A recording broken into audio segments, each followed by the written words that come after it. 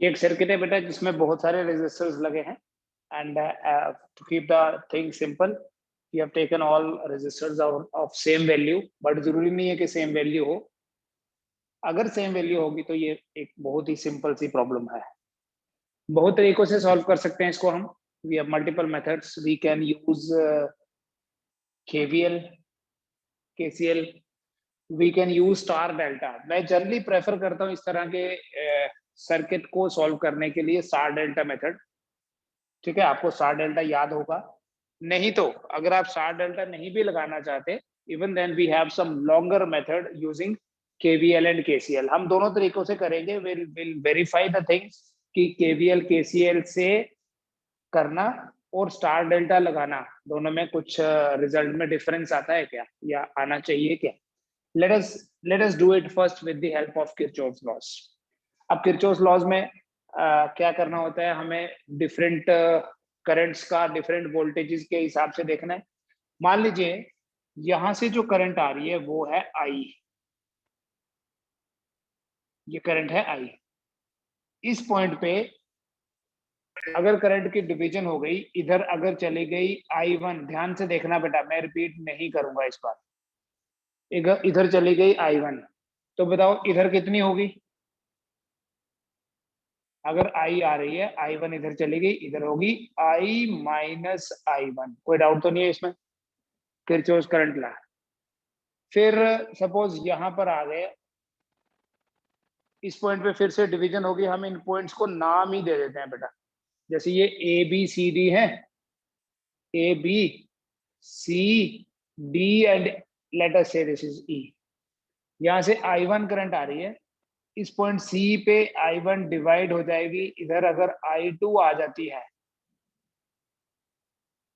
तो इधर कितनी चली जाएगी।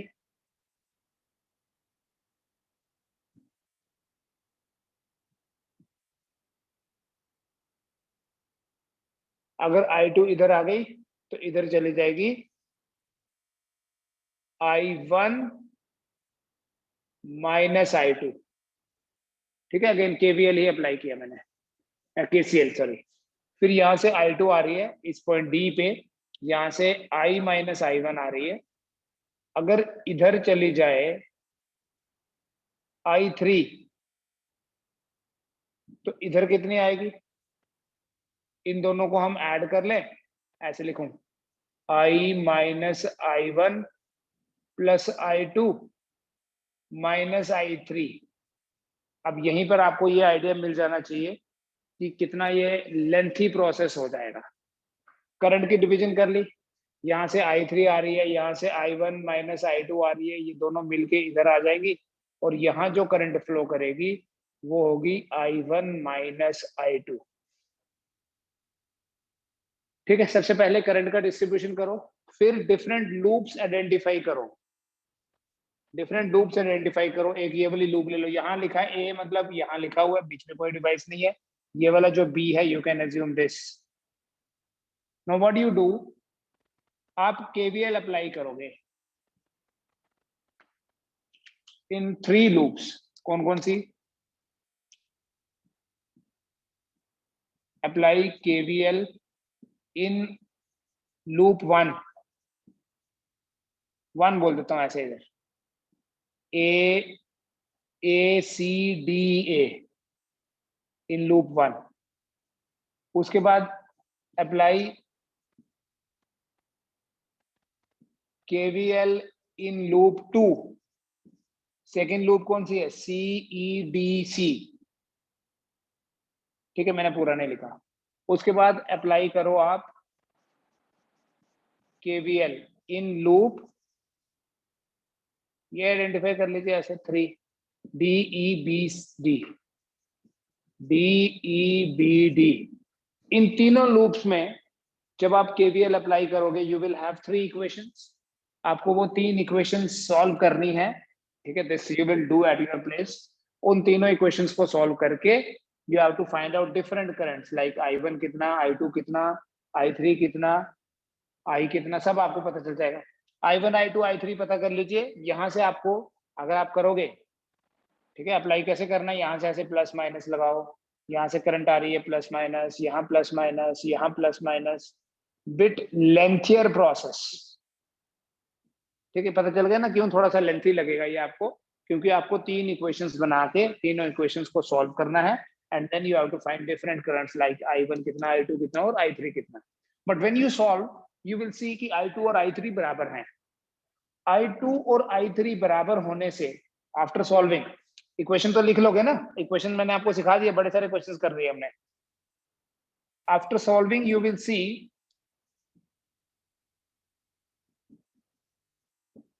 कि जो I2 है that is equal to I3, I2 I3 के बराबर आएगा। बेटा I2 अगर I3 के बराबर आ गया, ये तभी आएगा जब सारे रेजिस्टेंस बराबर हैं। तो इसका मतलब हुआ जो पॉइंट D है that is not actually a real junction. मतलब यहां से जो करंट आ रही है वो इधर चली जा रही है। ठीक है, आपको इस तरह के सर्किट में यही आइडेंटिफाई करना होता है। बेसिकली हम सॉल्व करके नहीं, हम सिमेट्री देख के करते हैं, वो समझाता हूं मैं। यहाँ तो हम सॉल्व करके कंक्लूड करेंगे कि I2 I3 के बराबर आया, और अगर I2 I3 के बराबर आता है तो हम ये बोलते हैं कि जो पॉइंट D है वो एक रियल जंक्शन नहीं है, एक एक्चुअल जंक्शन नहीं है। This point D is not actual junction, क्योंकि यहां से जितनी भी करंट आ रही थी वो उधर चली गई। तो इसको आप यहां से रिमूव कर दो, एंड क्योंकि करंट तो ये वाली सारी इधर ही चली गई, तो दो नाम क्यों रखें, बराबर ही तो है। ठीक है, अब अगर आप ये आइडेंटिफाई कर गए सर्किट में, ये आइडेंटिफाई कर गए कि कौन सा पॉइंट ऐसा है जो एक्चुअल जंक्शन नहीं है, then it is very easy.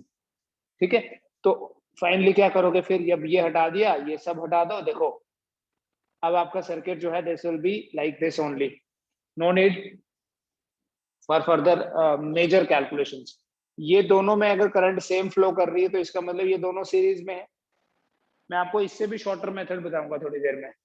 ये दोनों सीरीज में है, तो सीरीज में R और R का जो सीरीज कॉम्बिनेशन है दैट विल बी 2R। ठीक है, now you can see the things have become very simple.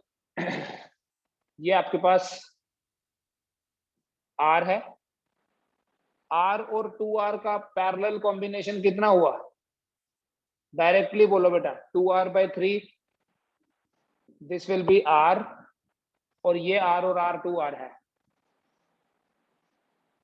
ये B, ये A, दिस इज 2R।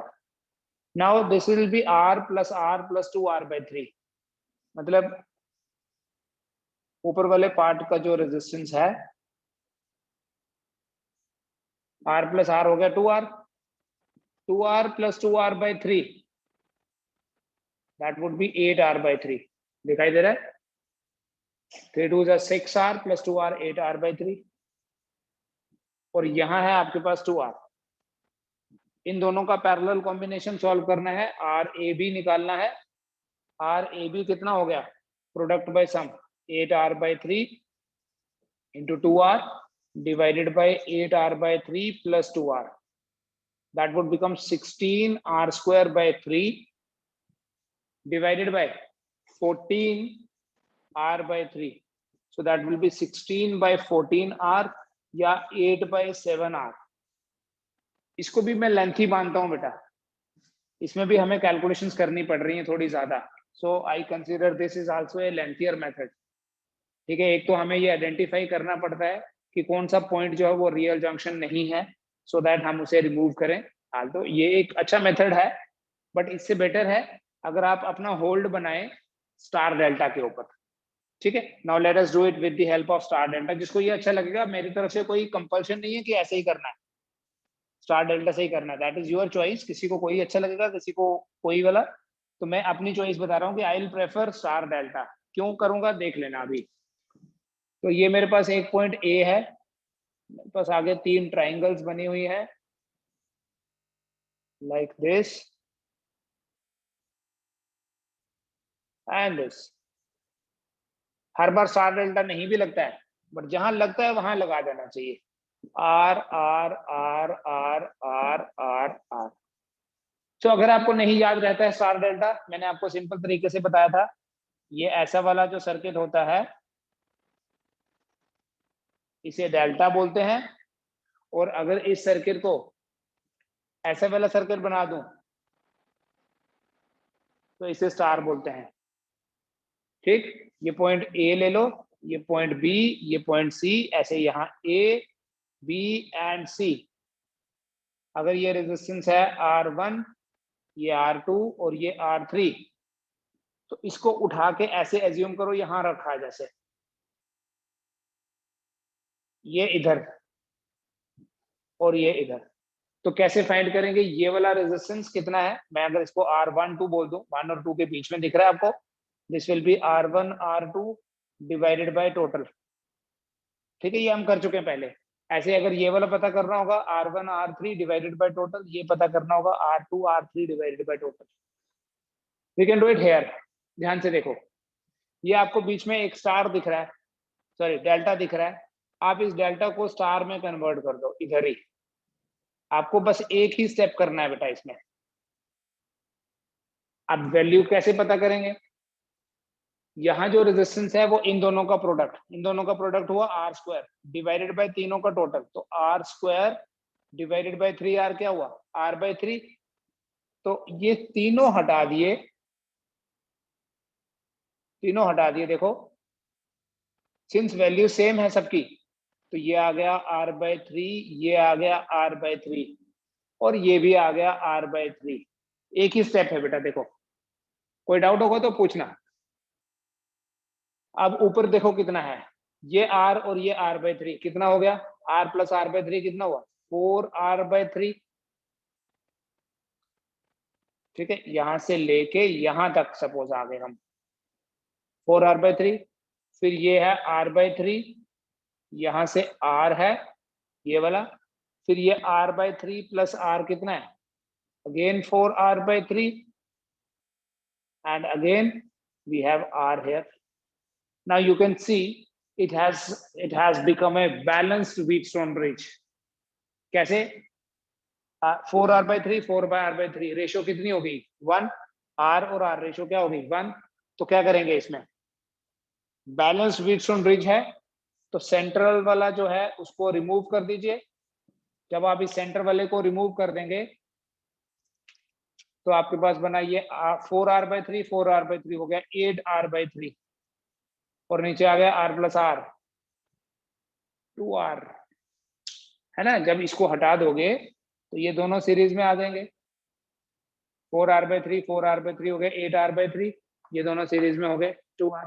तो फाइनली आपके पास अक्रॉस AB जो रेजिस्टेंस है, प्रोडक्ट बाय सम करना है, 8R/3 into 2R divided by 8R/3 plus 2R, and you will see 16R square by 3 divided by 14R/3। तो 16/14R मतलब 8/7R ही आता है। जो मेथड अच्छा लगता है वो कर लीजिए, as per your choice, as per your convenience. ठीक है, आपका रिजल्ट सेम आएगा हमेशा। ऐसा नहीं है कि डिफरेंट मेथड से करोगे तो डिफरेंट रिजल्ट आता है। फिर कई बार बेसिकली आपको दोनों ही तरीके पता होने चाहिए। समटाइम्स स्टार डेल्टा नहीं भी अप्लाई कर सकते, या कई बार क्या होता है स्टार डेल्टा अप्लाई करने से थोड़ा सा और लेंथी हो जाता है। तो तब आप सिमेट्री का ध्यान रखें कि कोई ऐसा पॉइंट आइडेंटिफाई करना है जो एक्चुअल जंक्शन का रोल प्ले नहीं कर रहा है, खाली वहां लगा हुआ है। जैसे I will give you one more question.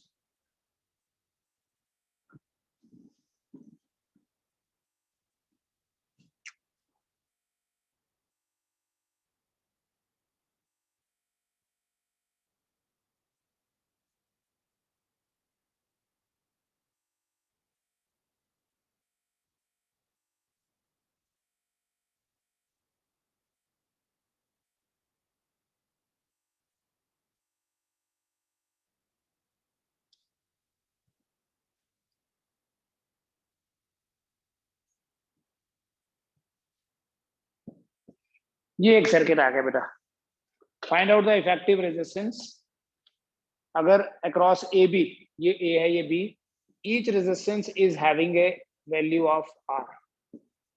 आप अपने तरीके से करें जैसे मर्जी, वट एवर इज प्रेफरेबल। नहीं होगा तो मैं कराता हूँ आपको दोबारा से, मुझे बताओ इस सर्किट में आर ए बी कितना होगा। बेटा इसे हम स्टार डेल्टा से भी कर सकते हैं, ठीक है। यहां मैं एक स्टार बना दूं, एक यहां स्टार बना दूं, ठीक है, ये तीनों आ जाएंगे, आराम से हो जाएगा, ठीक है। लेकिन इसे मैं अगर सिमेट्री के हिसाब से करूंगा तो ये ज्यादा कन्वीनियंट हो जाएगा। आपको एक ऐसी लाइन चूज करनी है, एक ऐसी लाइन आइडेंटिफाई करनी है जिसके लेफ्ट और राइट में या ऊपर और नीचे लाइक सर्किट जो है वो पूरा फोल्ड करके उसी का रेप्लिका है, जैसा सर्किट इधर वैसा सर्किट इधर। तो इस लाइन के ऊपर जो भी कोई पॉइंट होगा वो वही जंक्शन होगा जो रियल जंक्शन नहीं है, जिसका ये मतलब है कि अब इसको वेरीफाई नहीं करना ना, क्योंकि हम तो सिर्फ देखेंगे कि फाइनल आंसर क्या है। यहां से हटा दो, रियल जंक्शन नहीं है, यहां से हटा दो। इसका मतलब ये हुआ कि जो जब हम बैटरी लगाएंगे यहां से जो भी करंट आएगी वो इधर चली जाएगी, जो यहां से आएगी वो इधर चली जाएगी, जो इधर आएगी वो इधर चली जाएगी। बस इस एक स्टेप से ही ये सॉल्व हो जाएगा, इस एक स्टेप से ही ये सिंप्लीफाई हो गया। देखो अब इधर है आर, इधर आर और आर सीरीज में है दोनों, ये वही I2 I3 के बराबर आ जाता है। जब ये दोनों सीरीज में होंगे तो इनका इफेक्टिव रेजिस्टेंस होगा 2R। 2R के पैरेलल में R है, ठीक है। देखो यही हो जाएगा, 2R के पैरेलल में R है, तो कितना बना, 2R के पैरेलल में R हुआ 2R/3। So this is 2R/3। वैसे ही बेटा ये भी 2R/3, ठीक है। और बीच वाला जो सेंटर में है वो देखिए, अब ये देखो R 2R/3 और ये R, ये ऊपर वाले पार्ट में कितना हो गया, R और R होता है 2R प्लस 2R/3, तो बन गया 3 2 6 8R/3। तो यहां आ गया बेटा ये तीनों की जगह 8R/3,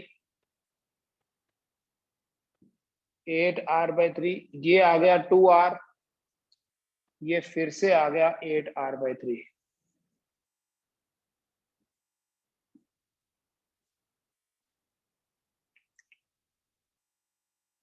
बेटा ये 8R/3 है, ये भी 8R/3 है, बीच वाले को भी रहने दो। सेम वैल्यू जो पैरेलल में होती है तो हाफ हो जाएगी, इसे रहने दीजिए 2R। 3 को सॉल्व करने से बेटर है पहले 2 का सॉल्व कर लीजिए। सेम वैल्यू दिख रही है सभी को, सेम वैल्यू पैरेलल में हाफ हो जाती है, so it will become half of 8R/3, ठीक है, जिसके कारण आप इसको लिखोगे 4R/3। अब फाइनली आपके पास देखो आंसर क्या आ जाएगा, अक्रॉस ए बी। अगर आप थोड़ा प्रैक्टिस करेंगे तो आप सर्किट को देख के सॉल्व कर सकते हैं, मेंटल मैथ्स करते हैं ना जैसे बच्चे, वैसे कर सकते हैं। So it will become 4R/3। बस आपको फाइनल स्टेज में आंसर लिखना पड़ेगा, 4R/3 into 2R divided by 4R/3 plus 2R. So finally it becomes 4 2s are 8R²/3 divided by 10R/3. So that is 8R/10 या 4R/5। किसी का कोई doubt है तो अभी बता सकता है। So we have one more circuit here, R R R R R, हर एक रेजिस्टेंस R ही है। अगर बेटा सेम नहीं होगा ना तब तो बड़ी ज्यादा कैलकुलेशंस इन्वॉल्व हो जाएंगी। अब इस सर्किट को कैसे सॉल्व करें, इतना बड़ा सर्किट दिख रहा है। फर्स्ट स्टेप में देखो बेटा, can you see sudden Wheatstone bridges here, यहाँ एक व्हीटस्टोन ब्रिज दिख रहा है, इसको देखोगे तो एक व्हीटस्टोन ब्रिज दिखेगा, इसको देखोगे तो ये भी एक व्हीटस्टोन ब्रिज दिखेगा, इसको भी देखोगे तो ये सारे के सारे जो छोटे छोटे व्हीटस्टोन ब्रिज आपको दिख रहे हैं, they all are balance Wheatstone bridges. और बैलेंस व्हीटस्टोन में ब्रिज में सबसे पहला काम क्या करना है, जस्ट रिमूव दिस। तो आपका सर्किट थोड़ा सा सिंप्लीफाइड दिखेगा आपको जब आप इस पोर्शन को रिमूव कर दोगे। अब कोई ऐसी लाइन चूज करो, कोई ऐसी इमेजिनरी लाइन जिसके ऊपर नीचे या लेफ्ट राइट सर्किट एक जैसा हो, उसे बोलते हैं axis of symmetry. So we have two options, या तो वो वर्टिकल लाइन होगी या हॉरिजॉन्टल लाइन होगी। देखो अगर आप ये चूज करो तो आप बोल सकते हैं कि इसके लेफ्ट में जैसा सर्किट है वैसा ही उसके राइट में है। अगर आप ये चूज करो तो ऐसा बोल सकते हैं, मतलब एक ही चूज करनी है, दोनों नहीं करनी। लेकिन तो इसके ऊपर जैसा सर्किट है वैसा ही उसके नीचे सर्किट है। तो इस लाइन को बोलते हैं एक्सिस ऑफ सिमेट्री।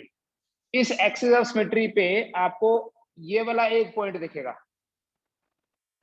तो ये जो पॉइंट होगा इसको बोलेंगे ये एक नॉन रियल जंक्शन है, जो एक्चुअल में तो दिख रहा है but it is not playing any role. Means यहाँ वाली करंट आएगी इधर चली जाएगी, यहाँ वाली करंट आ जाएगी इधर। तो ये जो आपको फिजिकली कनेक्टेड दिख रहा है, it is behaving like this. ठीक है, now the things are okay. ये आर और आर पैरेलल में है, सीरीज में है। 2R के पैरेलल में 2R कितना हो गया R। फिर ये R, इस वाले का R, ये बैलेंस ब्रिज बन रहा ना एक, इस वाले का R कितना हो गया R/3 हो गया ऊपर। कैसे समझ आ रहा है? ये R है, ये भी R है और ये भी R है। मयंक समझ में आ रही है? So this will become R/3, this is R, इन चारों का भी R और इसका भी R, ये भी बना R/3। ठीक है, तो AB के अक्रॉस जो रेजिस्टेंस होगा, across AB, that's equal to product by sum, है ना?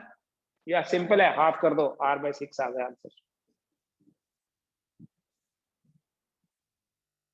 सॉरी R/3 नहीं आना था, ये गलती हो गई। R और R है। आप कई बार जल्दी में हल्दी भी हो जाती है। 3R है, ये तीनों सीरीज में है। इन तीनों का सीरीज और इन तीनों का सीरीज आपस में पैरेलल है। The answer is 3R/2।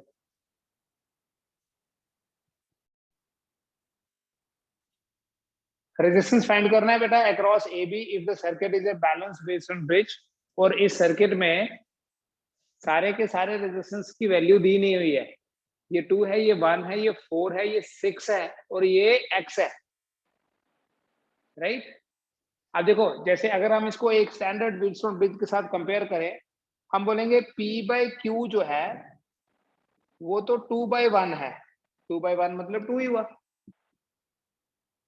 अब since the circuit is a balanced Wheatstone bridge, it is given circuit is a balanced Wheatstone bridge, therefore R/S जो है वो भी 2/1 मतलब 2 ही होना चाहिए। R/S 2 होना चाहिए। ठीक है, देखो ध्यान से, अब R तो 4 है, तो इसका मतलब ये 2 होना चाहिए, तभी तो 4/2 को हम बोलेंगे 2:1। समझ में आ रहा है?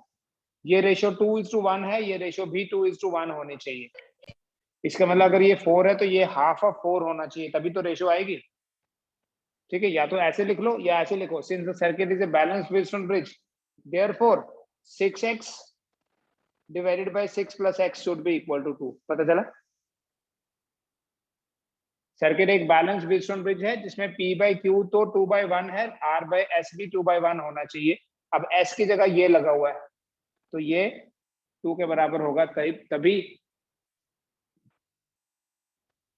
बैलेंस बनेगा। तो 6x will be equal to 12 plus 2x, which means 4x equal to 12, x equal to 3 ohm. Circuit जो है वो एक बैलेंस व्हीटस्टोन ब्रिज है, इसलिए जो x है वो 3 होना चाहिए। और बेटा जब x 3 होगा तभी 6 इंटू 3 18 डिवाइडेड बाय 6 प्लस 3 9। और आप इस सर्किट को क्या बना पाओगे फिर? अगर रीड्रॉ करोगे, बोलोगे ये 2 ओम है, ये 1 ओम है, this is 4 ohm and this is 6 और 3 का parallel combination, this is 2 ohm and here we have 5 ohm resistance, here we have A, B. Now you can see, you can have a look on the circuit and conclude कि ये एक balanced Wheatstone bridge है, 2/1 4/2 बराबर। Balanced Wheatstone bridge है, you can get rid of this 5, इसको हटा दो, तो ऊपर आपके पास आ गया 3, नीचे आ गया 6। ठीक है, ऊपर आ गया आपके पास 3 ओम और नीचे आ गया 4 और 2 6 ohm. Terminals are A and B. 3 और 6 का पैरेलल कॉम्बिनेशन कितना होगा? RAB कितना बनेगा फिर फाइनली? 2 ओम। 3 और 6 का parallel combination will be 2 ohm. अभी मेरे पास एक और सर्किट है, this is based on your NCERT problems. इस सर्किट को देख के मुझे बताएं, क्वेश्चन यही सेम क्वेश्चन है, what is the effective resistance across the terminals A B. Across A B इस सर्किट का इफेक्टिवली रेजिस्टेंस जो है वो कितना होगा। बेटा देखो ये जो सर्किट है, ऑन द फर्स्ट लुक आपको ये लगेगा ये व्हीटस्टोन ब्रिज है। Yes it is a Wheatstone bridge, but it is not balanced. अभी हम अनबैलेंस की बात करते हैं। ये एक बैलेंस्ड व्हीटस्टोन ब्रिज नहीं है। कैसे? 5/10 is not equal to 10/5 ना? So it is not a balanced Wheatstone bridge. So that means हम इस 5 ओम को यहां से रिमूव नहीं कर सकते हैं, इसमें से भी कुछ करंट फ्लो करेगी। सो इसको सॉल्व करने के वी हैव मल्टीपल मेथड्स। कैसे करना है देखो, फर्स्ट वील एज्यूम कि यहाँ एक बैटरी, मैं लॉन्गर मेथड बताता हूँ, आपकी एनसीईआरटी में सॉल्व किया है, आप वहां से हेल्प लेके कर सकते हो, मैं समझा देता हूँ, आपको ये वैसे भी आता ही है, हमने क्यूब वाले क्वेश्चंस भी करे थे। यहाँ से मान लीजिए करंट आई फ्लो कर रही है, I1 इधर चली गई, इधर आ जाएगी I-I1, फिर यहाँ पर C और D पॉइंट्स ले लो, अगर इधर आ जाती है I2 तो इधर आ जाएगी I1 माइनस I2, फिर यहाँ वाली I2 यहाँ से I-I1 कंबाइन होके यहाँ आ जाएगी I-I1 प्लस I2। ठीक है, फिर ये वाली और ये वाली दोनों मिक्स होके आप कैलकुलेट करके देखना, ऐड करके देखना, दोनों को आई ही बनेगी। अब इसे कैसे सॉल्व करें, मान लो ये बोर्ड एग्जाम में आ जाता है, फिर तो सॉल्व करना पड़ेगा ना इसी तरीके से। तो आपने क्या करना है, यहाँ पर 1 positive negative positive negative positive negative positive negative positive negative ऐसे लगाना है, और फिर किरचॉफ वोल्टेज लॉ की इक्वेशंस लिखनी है। कितनी? 3 इक्वेशंस, क्योंकि हमें 3 करंट्स पता करनी है। ये आई है, I1, ठीक है, I1 पता चलेगा तो ये पता चल जाएगा, I2 पता चलेगा तो ये पता चलेगा। दैट इज वाई जितनी इक्वेशंस हमें उतने ही वेरिएबल्स के लिए आप ये वाली लूप लेना, एक ACBA, दूसरी लेना CBBC, और एक ये वाली लूप लेनी है, क्योंकि आपको 3 करंट्स पता करनी है। एक लूप ये ले ABBE एंड बैक A।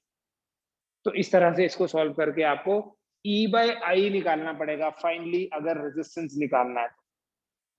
ठीक है, जैसे क्यूब के केस में बताया था मैंने आपको, E/I फाइंड कर लो, लेकिन इसमें तो बड़ा टाइम लग जाएगा, स्पेशली अगर किसी कॉम्पिटिटिव एग्जाम में आएगा ये क्वेश्चन, तो हम तो इक्वेशंस नहीं बनाने वाले, हम तो सॉल्व नहीं करने वाले, हम तो डायरेक्टली कम से कम टाइम में इसको करना चाहते हैं वहां तो।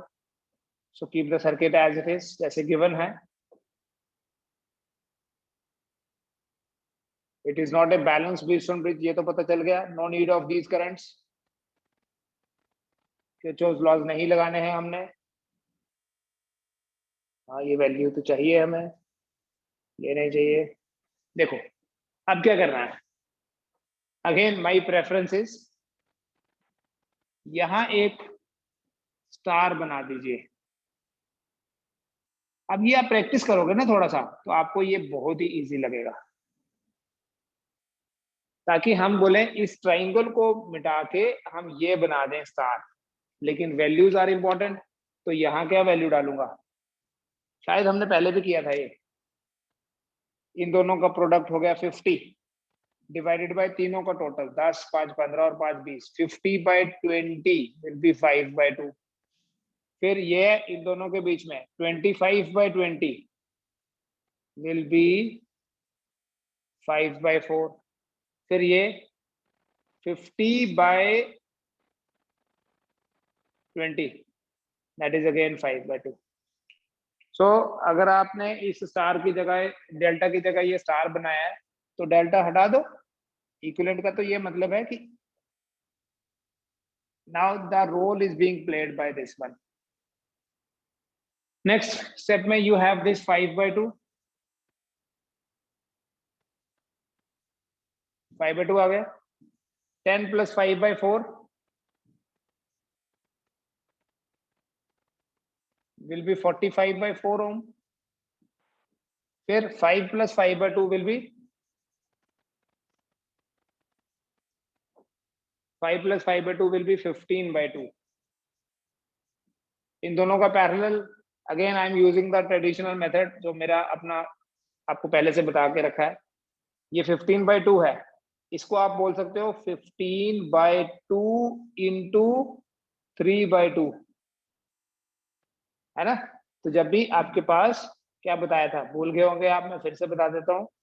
जब भी आपके पास दो पैरेलल में रेजिस्टेंस है, एक का वैल्यू R दूसरे का NR अगर है, तो इफेक्टिवली आप रेजिस्टेंस क्या बोलोगे, कितना है, RAB कितना होगा, ये A और ये B दोनों में से बड़ा वाला डिवाइडेड बाय कितने टाइम्स बड़ा है।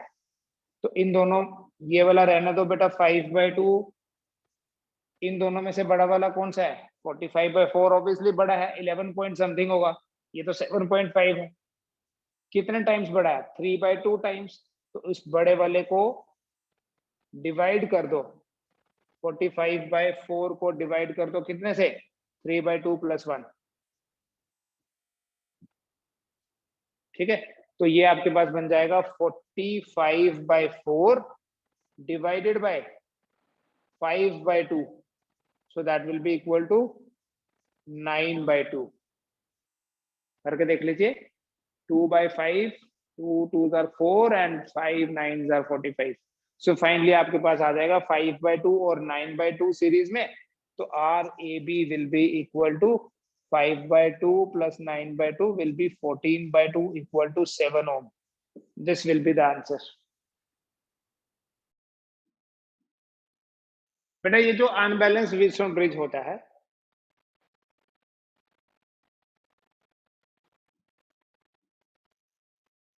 इसे हम इक्वेशंस की हेल्प से सॉल्व कर सकते हैं। ठीक है, लेंथी प्रोसेस, स्टार डेल्टा से किया, थोड़ा इजी लगा। वी हैव अनदर मेथड, इस मेथड को सिग्मा मेथड बोलते हैं।